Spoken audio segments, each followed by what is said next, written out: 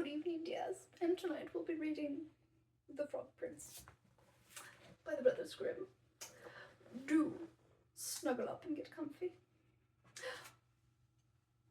Long ago, when wishes often came true, there lived a king whose daughters were all handsome, but the youngest was so beautiful that the sun himself, who has seen everything, was bemused every time he shone over her because of her beauty. Near the royal castle there was a great dark wood, and in the wood, under an old linden tree, was a well, and when the day was hot, the king's daughter used to go forth into the wood and sit by the brink of the cool well, and if the time seemed long, she would take out a golden ball and throw it up and catch it again, and this was her favorite pastime. Now it happened one day that the golden ball, instead of falling back into the maiden's little hand, which had sent it aloft, dropped to the ground near the edge of the well and rolled in. Oh no. The king's daughter followed it with her eyes as it sank, but the well was deep, so deep that the bottom could not be seen. Then she began to weep, and she wept and wept as if she could never be comforted. Poor dear. And in the midst of her weeping she heard a voice saying to her, "What ails you, king's daughter? Your tears would melt a heart of stone." Oh.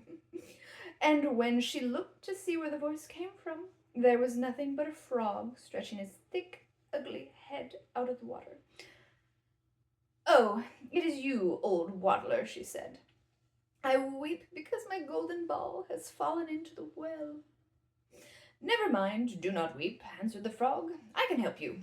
But what will you give me if I fetch up your ball again?" "Ooh. Whatever you like, dear frog," she said. "Any of my clothes, my pearls and jewels, or even the golden crown that I wear." What a diva. "Your clothes, your pearls, and your jewels, and your golden crown are not for me," answered the frog. "But if you would love me, and have me for your companion and playfellow, and let me sit by you at the table, and eat from your plate, and drink from your cup, and sleep in your little bed," saucy frog. "If you would promise all this, then I would dive below the water, and will fetch you your golden ball again." "Oh, yes," she answered, "I will promise it all, whatever you want, and if you will only get me my ball again." But she thought to herself, "What nonsense he talks, as if he could do anything but sit in the water and croak with the other frogs, or could possibly be anyone's companion. What a snot." But the frog, as soon as he heard her promise, drew his head under the water and sank down out of sight. But after a while he came to the surface again with the ball in his mouth, and he threw it on the grass. The king's daughter was overjoyed to see her pretty little plaything again, and she cut it up and ran off with it. "Stop, stop," cried the frog. "Take me up too. I cannot run as fast as you." But it was of no use, for croak, croak, after her as he might, she would not listen to him, but made haste home, and very soon forgot all about the poor frog, who had to betake himself to his well again. The next day, when the king's daughter was sitting at table with the king and all the court, and eating from her golden plate, there came something pitter-patter up the marble stairs, and then there came a knocking at the door, and a voice crying, "Youngest king's daughter, let me in!" And she got up and ran to see who it could be. But when she opened the door, there was the little frog sitting outside. Then she shut the door hastily and went back to her seat, feeling very uneasy. Yes, you should. The king noticed how quickly her heart was beating, and said, "My child, what are you afraid of? Is there a giant standing at the door ready to carry you away?" "Oh, no," answered she, "no giant, but a horrid frog." "And what does the frog want?" asked the king. "Oh, dear father," answered she, "when I was sitting by the well yesterday and playing with my golden ball, it fell into the water, and while I was crying for the loss of it, the frog came and got it again for me on condition I would let him be my companion. But I never thought that he could leave the water and come after me.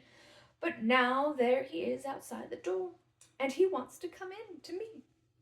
And then They all heard him knocking the second time, crying, "Youngest king's daughter, open to me! By the well water you promised you me. Youngest king's daughter, now open to me." He is very persistent. "That which thou hast promised must thou perform," said the king. "So go now and let him in." So she went and opened the door, and the frog hopped in, following at her heels, till she reached her chair. Then he stopped and cried, "Lift me up to sit by you." Demanding. But she delayed doing so until the king ordered her.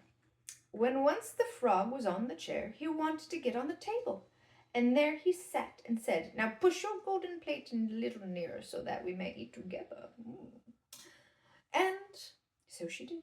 But everybody might see how unwilling she was, and the frog feasted heartily, but every morsel seemed to stick in her throat. "I have had enough now," said the frog at last, "and as I am tired, you must carry me to your room and make ready your silken bed, and we will lie down and go to sleep." Then the king's daughter began to weep and was afraid of the cold frog, that nothing would satisfy him but he must sleep in her pretty clean bed.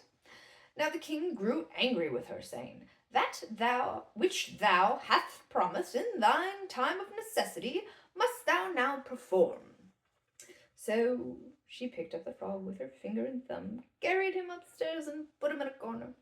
And when she had laid down to sleep, he came creeping up, saying, "I am tired and want to sleep as much as you. Take me up, or I will tell your father."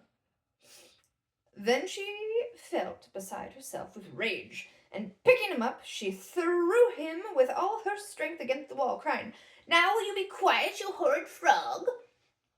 But as he fell, he ceased to be a frog, and became all at once a prince, with beautiful kind eyes. And it came to pass that with her father's consent they became bride and bridegroom. And he told her how a wicked witch had bound him by her spells, and how no one but she alone could have released him, and that they two would go together to his father's kingdom. And there came to the door a carriage drawn by 8 white horses, with white plumes on their heads, with golden harness, and behind the carriage was standing faithful Henry, the servant of the young prince. Now faithful Henry had suffered such care and pain when his master turned into a frog, that he had been obliged to wear 3 iron bands over his heart to keep it from breaking, with trouble and anxiety. What a nice man. When the carriage started to take the prince to his kingdom, the faithful Henry had helped them both in. He got up behind and was full of joy at his master's deliverance. And when they had gone a part of the way, the prince heard a sound at the back of the carriage, as if something had broken, and he turned round and cried, "Henry, the wheel must be breaking." But Henry answered, "The wheel does not break. 'Tis the band round my heart, that to lessen its ache, when I grieved for your sake, I bound round my heart." Again, and yet once again, there was the same sound, and the prince thought it must be the wheel breaking, but it was the breaking of the other bands from faithful Henry's heart, because he was so relieved and happy. Well, the end. So sweet, Henry. And what a snotty girl. But she got married, so ta-da. Love you all. Have a lovely evening. Until next time.